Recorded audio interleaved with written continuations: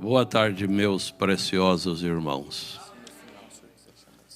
É uma grata satisfação ver, principalmente adolescentes, respondendo perguntas da Bíblia, ainda que seja ajudado por adultos, porque às vezes fica gravado e vai servir para o futuro, não é?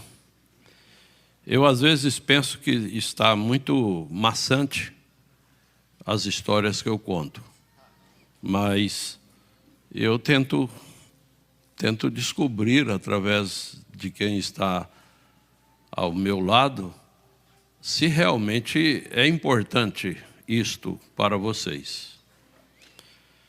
Mas eu tenho ouvido deles que isso tem sentido para vocês. O pastor Jader, ele fez menção do pastor Vicente, que ele fez uma viagem comigo.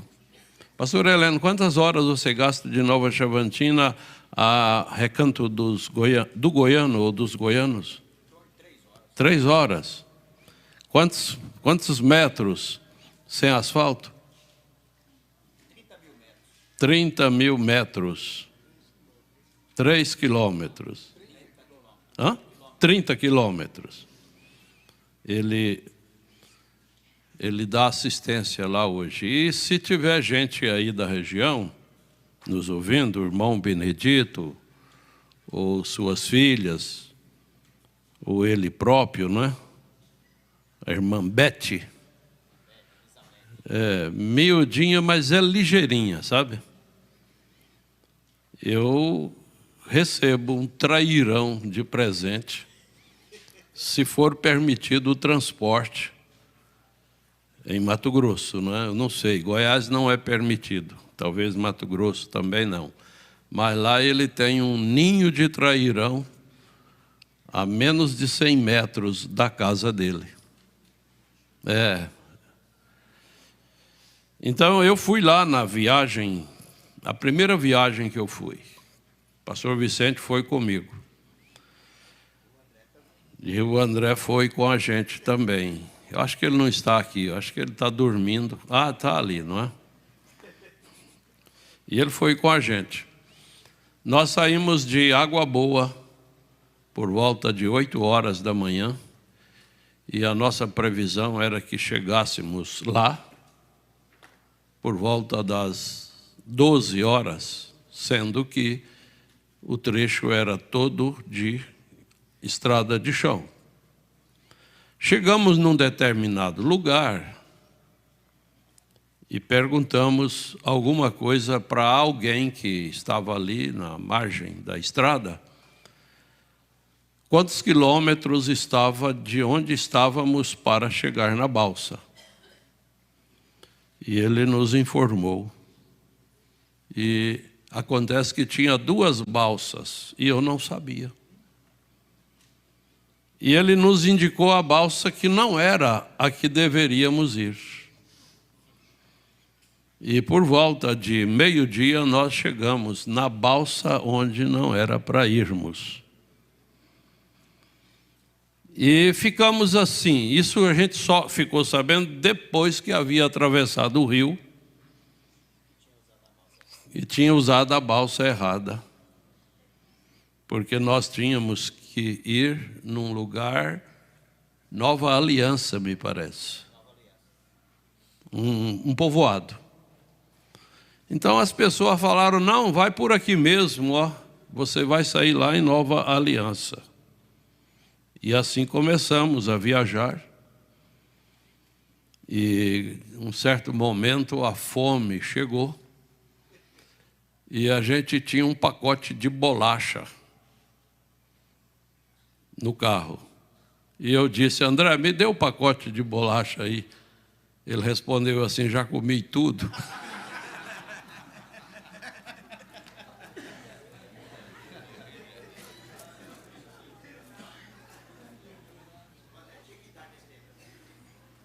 Devia ter uns 12 no máximo, né? Talvez nem isso, né?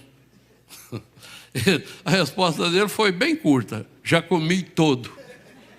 E ele comeu, olha, bolacha é difícil a gente comer sem denunciar, não é? E ele comeu sem denunciar que tinha comido a bolacha. E aí nós vamos e passa 1 hora e passa 2 e entra numa estrada e anda 17 quilômetros e chegamos numa fazenda, descobrimos que estava errado, tínhamos que voltar 17 quilômetros outra vez e tornamos a andar e de repente chegamos numa outra fazenda deserta, não tinha ninguém, só tinha secador, caminhão velho. E o irmão Dito esperando lá para o meio-dia. E enfim, 6 horas da tarde nós chegamos lá. Sem almoço, sem janta, sem bolacha. Só água. Depois de passar por areiões que o carro ficou, corria risco de ficar atolado na areia. Quem conhece a estrada de areia sabe do que eu estou falando. Chegamos lá na tal balsa, que era para nós termos chegado meio-dia, talvez antes. Aí a gente perguntou para o balseiro assim, escuta, teve aqui um senhor por nome Benedito? Ele falou, olha lá ele lá, ó, pescando. Irmão Dito, parabéns. Era para 12 horas e você ficou até às 6 horas da tarde. Naturalmente sem almoço também, né? E nós fomos para a casa dele, cansados, derrotados, decepcionados e combustível ameaçando acabar, né? Coisa triste é quando você sente que o combustível vai acabar onde não tem recurso. Aí chegamos, dormimos, descansamos muito bem. No outro dia cedo fomos escovar os dentes. Não sei se foi propósito do André ou se foi engano. Ao invés dele dar a pasta de dente para o pastor Vicente colocar na escova, ele colocou uma pomada.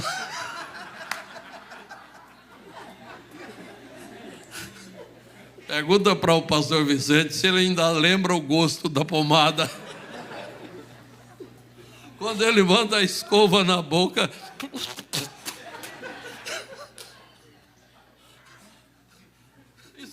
isso não é pasta de... Mas, irmãos, afinal, a gente quando chega nesses lugares, a gente é recompensado. Uma família tão amável. A irmã, qual delas que ainda é viva? Irmã Geralda. 2 das irmãs dela sofreu lupus e ficaram paralíticas. E a irmã Geralda zelou das 2 até a morte. Nenhuma das 3 casaram. Elas são irmãs do irmão Benedito. E também tinha o irmão Isaías, filho da irmã Terezinha, que era tetraplégico. E a irmã Geralda cuidava também do irmão Isaías. Quando ela não deu mais conta, a irmã Beth passou a zelar do irmão Isaías. Tinha que dar banho nele, tinha que levar ele para as necessidades fisiológicas, porque ele não tinha nenhum movimento nos braços e nem nas pernas, e tinha que colocar comida na boca. Mas tinha uma coisa, quando você pregava, ele glorificava na hora certa. Ele glorificava no momento certo. Até que um dia ele sofreu o bendito Covid e foi para o hospital em Água Boa e lá ele foi recolhido. E ainda a irmã Geralda, que cuidou das 2 outras irmãs e do irmão Isaías. Hoje, como é que está a condição dela? Na mesma doença, doença hereditária, né? E a irmã Beth E para conhecimento de alguns em Goiânia, a irmã Beth é primeira ou segunda da irmã Priscila Pereira. Para quem conhece a irmã Priscila, sabe. Mas uma outra viagem que eu fui, o ônibus chegaria lá por volta de 8 horas da noite. E quando faltava menos de 6 quilômetros para chegar lá, o ônibus não deu conta de subir uma rampa. Aí voltamos para o povoado. E lá no povoado tinha um hotel. Um hotel, você sabe, tem hotel que tem de tudo que você precisa, não é? E lá no hotel tinha cachaça, tinha mesa de jogos, tinha um som demoníaco. E eu cheguei e disse para a dona do hotel, eu quero um quarto para passar a noite. Ela falou, tem. Eu entrei para o quarto, sendo que a parede era de tábua e eu tinha que participar de tudo que estava acontecendo no bar. A divisão era só uma parede de tábua. Quando eu entrei para o quarto, eu falei para ela, onde está a chave? Ela disse, não tem chave.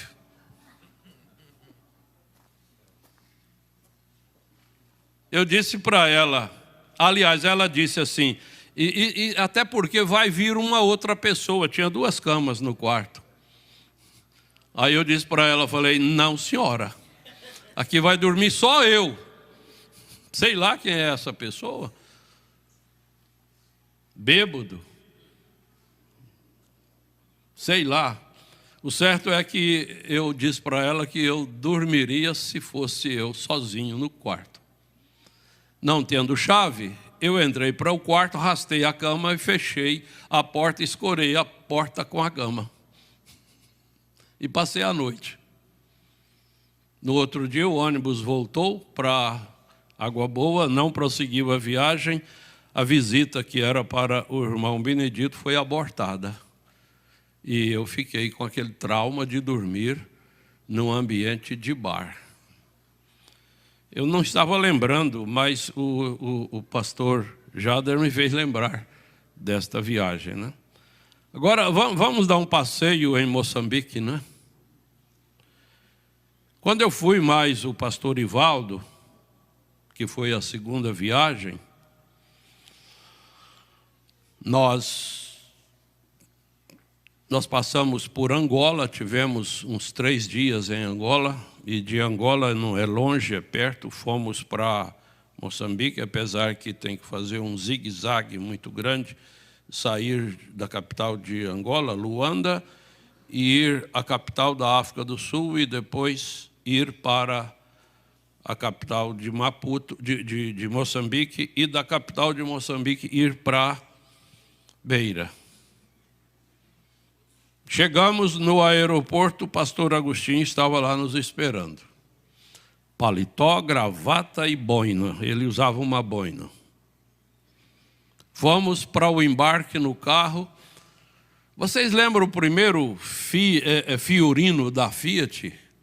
Vocês lembram? Não era Fiat, era Nissan, mas é bem parecido, não é? E o carro todo remendado, suspensão não valia nada.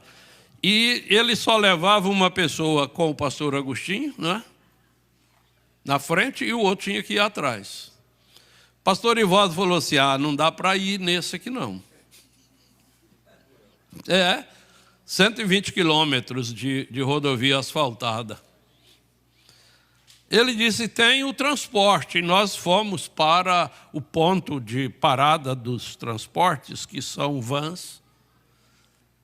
Vans no Brasil quase não tem, algumas vieram, né, chamada de besta, né, fabricada pela Toyota. E entramos na van, pensando que seria uma lotação normal, uma viagem confortada, não é? E foi entrando gente, e ocupou todos os bancos, e entre os bancos foi ficando gente amontoada de todos os lados. E nós ficamos incomodados com aquilo, só nós, aliás, só o pastor Ivaldo de branco, né? Eu, entre ele e o restante. Não discriminando a cor negra, mas lá é difícil você ver uma pessoa da minha cor. Espera aí, calma lá. Nós estávamos sentados, eu mais perto da porta, como se fosse aqui a porta, e o pastor Ivaldo aqui. E foi entrando gente, foi entrando. De repente o pastor Agostinho chega na porta e estica bem o corpo assim, e fala bem perto do meu ouvido e do ouvido do pastor Ivaldo. Seja prudente. Quando ele falou assim, o pastor Ivaldo parece que sofreu o impulso de uma coisa que inflou debaixo dele, e ele pulou de pé e já desceu da van, e eu também desci da van. Porque a expressão que o pastor Agostinho usou, seja prudente, significava que estávamos sujeitos a sermos assaltados no percurso, por entenderem que a gente era um estrangeiro, turista, e todo turista carrega dólar. E aí fomos. Aí ele resolveu, ele entendeu que no Fiorino, na carroceria, era melhor do que na van. E quando chegamos lá no aeroporto de Joanesburgo, um avião muito grande, um A300, um avião de mais de 400 passageiros. A gente sai de um monstro daquele e entra num aviãozinho, apesar de ser jato, mas um aviãozinho que tem apenas 3 poltronas, 2 de lá e uma de cá. E esses aviões não têm bagageiro, quase. O bagageiro deles é tão limitado que eles liberam para a gente levar bagagem que é proibido de transportar na mão, né? Porque os bagageiros não cabem. Quando chegamos no aeroporto lá em Beira, cadê a cama do pastor Ivaldo? A gente levava um colchão, levava muitas coisas que a gente sabia que tinha que levar. A conclusão é que, olha, a bagagem de vocês ficaram lá em Joanesburgo. E fomos embora para Beira, faltando uma bagagem. E eu fiquei com dó do pastor Ivaldo, né, achando que ele é mais velho do que eu, né, pelo menos na moleza, né? Se ele me ouvir, ele vai lembrar disso, né? E eu cedi a minha cama para ele. Eu levava um colchão e coberta, lençol, travesseiro, né? E eu cedi a minha cama para ele e eu fui para o piso. Você já experimentou o quanto que uma noite é longa você deitar num piso? É comprida a noite. E aí foi essa viagem com o pastor Ivaldo que ficou na história da minha vida. Eu posso ir até que hora? Eu penso que eu vou contar só mais uma pequena história, né, relacionada a Moçambique. Quando a gente foi a penúltima viagem em Moçambique,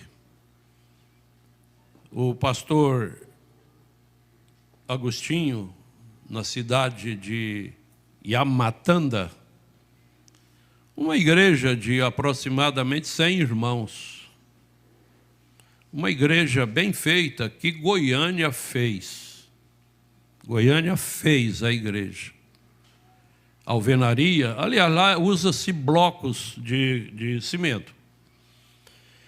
E a cobertura lá é comum, a cobertura de chapas de alumínio, a maioria, né? Ou às vezes galvanizado. E baixinho, né?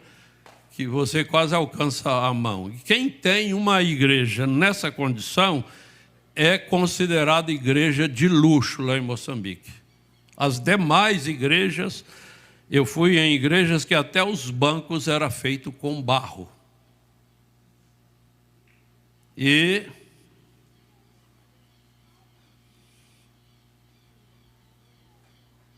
nós tínhamos um grupinho lá na capital da província, Beira.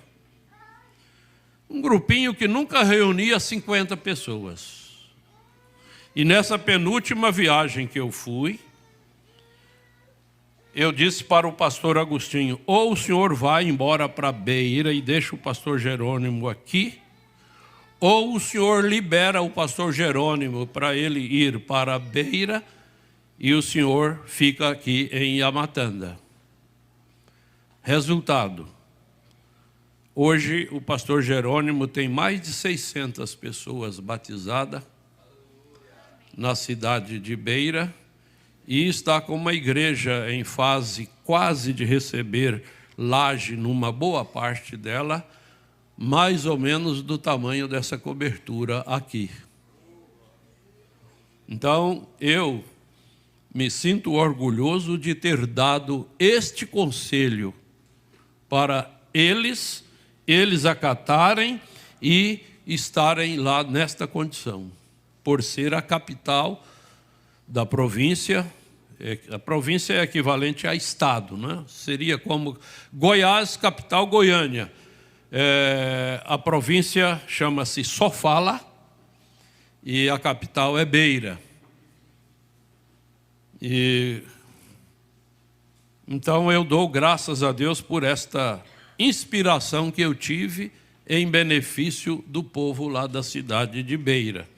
Pastor Jerônimo está vindo para o encontro, me parece que no dia 3 de agosto ele embarca para estar conosco por ocasião do encontro, porque ele faz um tratamento de saúde que lá em Moçambique é muito fraco. E ele faz aqui, Goiânia paga todo o tratamento, envia os medicamentos para ele regularmente, porque nós precisamos da vida de Jerônimo Sicutaia Semente. Muito bem, na nossa primeira viagem, eu e o irmão Sidney, quando nós terminamos a campanha lá, eu disse, irmão Sidney, eu vou chegar lá em Goiânia e falar para o pastor Joaquim Gonçalves que eu não quero mais voltar a Moçambique. Que ele escolha outro. E o irmão Sidney estava também na mesma condição. Acontece que antes que eu falasse com o pastor Joaquim, pastor Gideão, ao chegarmos lá, ele já copiou fotos e copiou vídeos e colocou à disposição do estúdio. E antes que eu falasse com o pastor Joaquim, num dos cultos, foi mostrado algum documento, né, através de fotos e vídeos de Moçambique. E antes que terminasse o culto, o pastor Joaquim vira para mim e fala assim, o pastor Jonas vai ficar responsável pelo trabalho de Moçambique. Mas sabe de uma coisa? A gente saía de lá escandalizado. Mas passa um mês, passa dois, a gente começa a ter saudade. Todos que foram comigo lá teve esse mesmo sentimento. E aí nós terminamos e fomos para o início da viagem. Seria 4 voos. De Beira para Maputo, de Maputo para Joanesburgo, Joanesburgo, São Paulo, São Paulo, Goiânia. 4 voos. O irmão Joaquim havia feito uma reserva num hotel de classe média para nós em Maputo. A primeira dificuldade que encontramos foi quando fomos trocar nossos dólares por meticais. Nós fomos na casa de câmbio, porque primeiramente o pastor Agostinho chegou no hotel com um atravessador, e eu fiquei muito desgostoso com ele, falei com ele da minha insatisfação, dele levar aquele homem lá no hotel. O certo seria ele pegar nossos dólares, ele ir lá trocar, sem que o atravessador soubesse que tinha 2 brasileiros, num país perigoso, com dólares. O atravessador foi lá no nosso quarto. Trocou nossos dólares que queríamos trocar. Você pega pouquinhas cédulas de dólar e dá para a casa de câmbio ou então para o atravessador e você sai com os 4 bolsos rufado de dinheiro, porque o dinheiro lá é muito desvalorizado. Tudo bem. Fomos na casa de câmbio depois. Eu falei, pastor Agostinho, eu não quero aquele homem mais me vendo, não. Eu não quero nem que aquele homem saiba que eu ainda estou em Moçambique. Podia contratar um bandido lá para me vigiar, não é? Estando eu no hotel, ficamos parece que 2 ou 3 dias. Fomos na casa de câmbio, quando fomos trocar os dólares. Esse dólar nós não trocamos, porque vocês estão lembrados que a maioria das nossas cédulas, especialmente a de 50, tem uma menor do que a outra. A de 100 também, e várias outras, né? E a estampa da menor é pequena, a estampa da maior é grande. E eles diziam assim, a gente só pega dólar cara grande. Eles explicaram para nós os motivos lá, mas a gente aceitou, mas não entendeu. E disseram para nós que em Maputo, a capital do país, que era normal você usar o dólar cara pequena para qualquer fim. E quando chegamos no hotel, o irmão Joaquim só fez a reserva, não fez o pagamento. Entramos. Sim, quando chegamos no aeroporto em Beira, a gente estava a fim de encontrar uma pessoa que viria para o Brasil e que já tinha costume de viajar, porque o aeroporto em Joanesburgo só fala inglês e ele é quase igual ao aeroporto de Guarulhos. Lá em Joanesburgo é uma convergência de voos de quase todos os continentes e de lá os voos são distribuídos para os 50 e poucos países da África.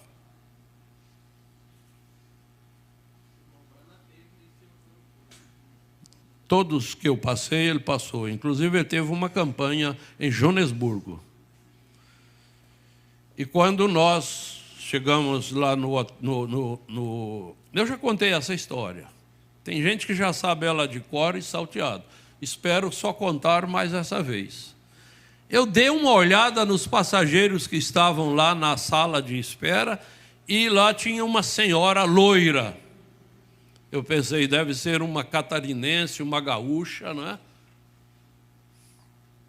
E eu me dirigi a ela e cumprimentei, boa noite. Ela respondeu em português, boa noite.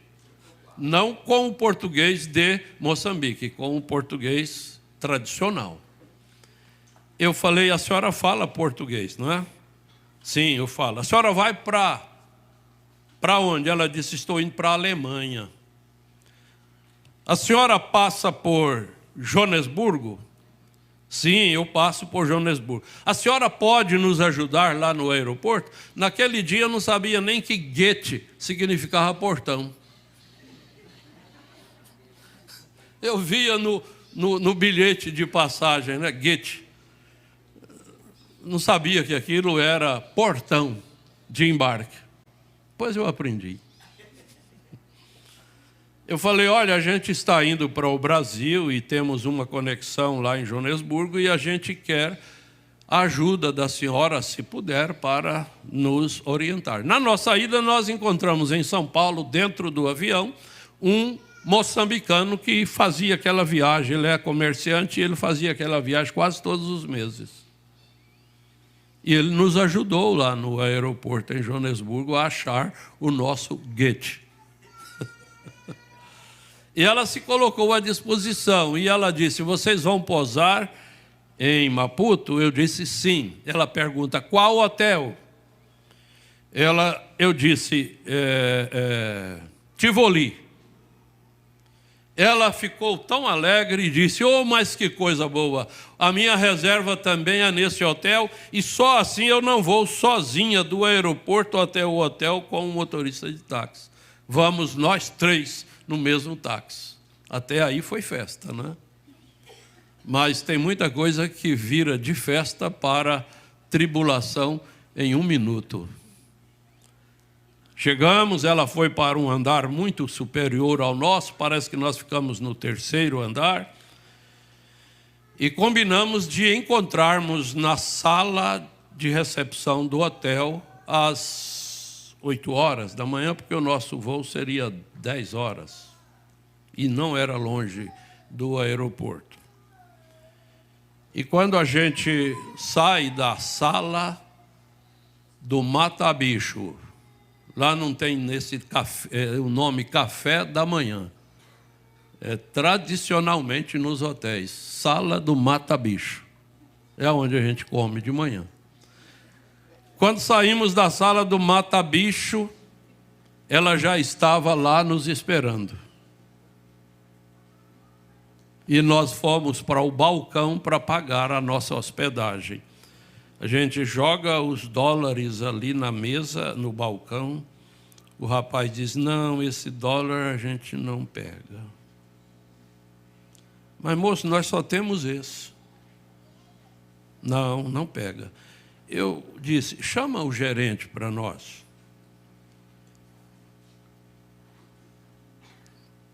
Desculpe as irmãs, mas às vezes tratar com uma gerente é pior do que tratar com um gerente. Tem algumas irmãs aqui que é gerente? Seja mais maleável, tá? Compreenda as situações. E ela disse, olha, nós não pegamos esse dólar. Saia aí no comércio, de repente você acha alguém que troca.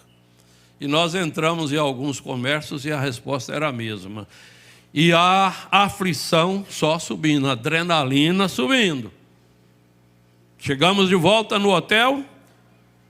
Olha, nós não achamos quem troca. Infelizmente, eu não posso receber os seus dólares. Irmãos, 5 dias úteis para chegar dinheiro em Moçambique naquele tempo. E era 8 horas da manhã. Lá, aqui no Brasil, era 3 horas da madrugada. Nós íamos perder passagens de 3 voos. E quem sabia quando a gente ia achar vaga novamente? Aquele desapontamento. Eu olhei para a minha aliança, pensei, será que eu tenho coragem de oferecer a minha aliança em troca dessa diária? Mas acontece que lá quase não tem ouro, e com certeza aqueles funcionários não iam entender que isso aqui era ouro, iam entender que isso aqui era bijuteria. Mas eu não cheguei a oferecer. Eu tinha um cartão de crédito que eu não sabia que para usar fora do país ele tinha que ser habilitado para tal. E ele estava escrito lá, internacional. Então coloquei o cartão no balcão, o moço passou na máquina, seu cartão não passa. E ficamos ali.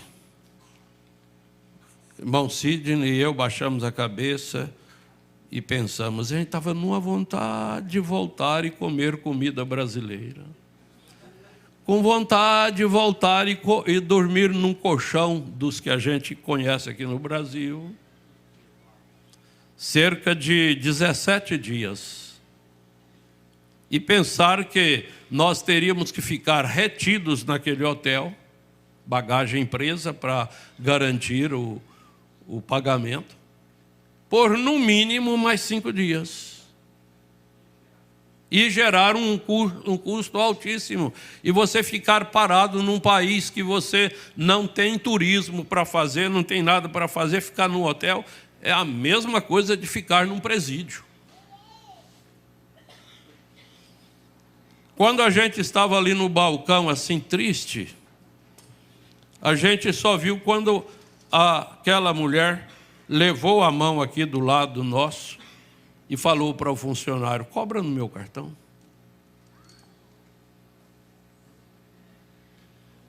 O funcionário passou o cartão, ela digitou a senha, nós fomos liberados do hotel. O irmão Sidney falou com ela: passa número de conta para nós, quando chegar no Brasil a gente deposita. Eu falei: irmão Sidney, você está com dólar aí, passa o dólar para ela.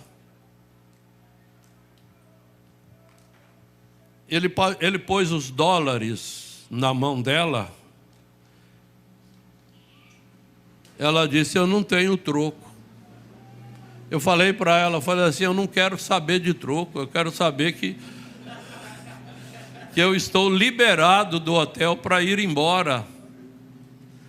Peguei o e-mail dela,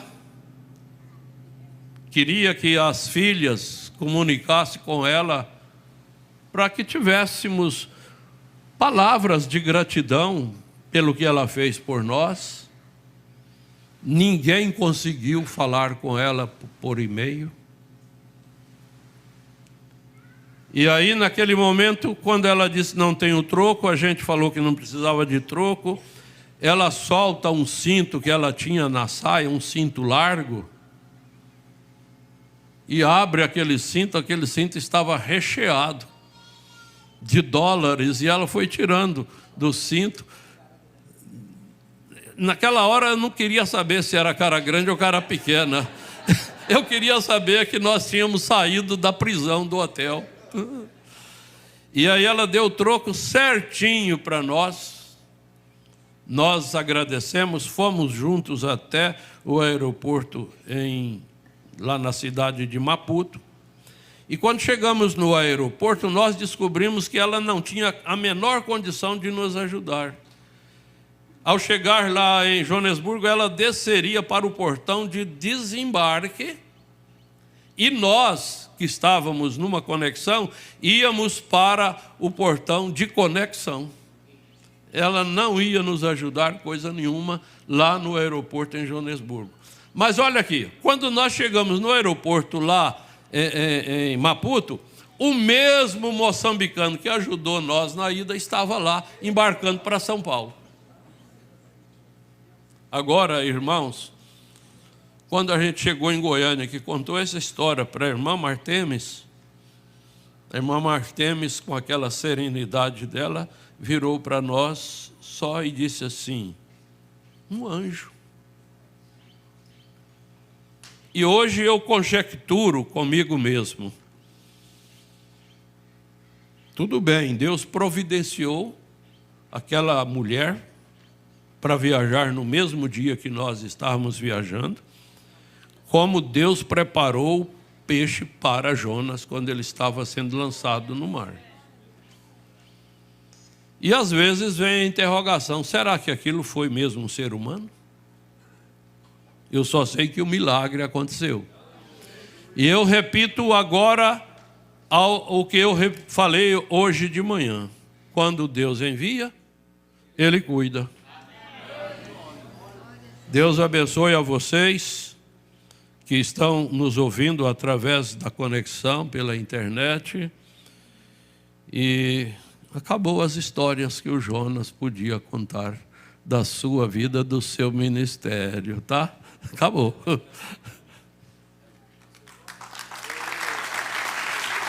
Pastor Jado.